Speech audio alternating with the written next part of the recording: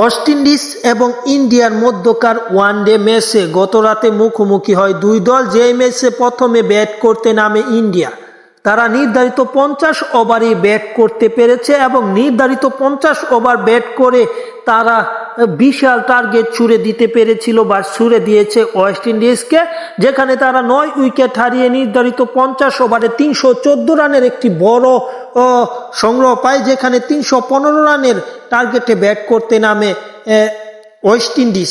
যেখানে West Indies তেমন ভালো না করলে ম্যাচটিতে তারা গুটিয়ে যায় অল্প রানে। 103 রানেই 26.2 বলে অল আউট হয় ওয়েস্ট ইন্ডিজ বা উইন্ডিজ মেয়েরা। তাই এই ম্যাচটি সহজ জয় নিয়ে সিরিজে লিড নিয়েছে ইন্ডিয়ার নারী ক্রিকেট দল।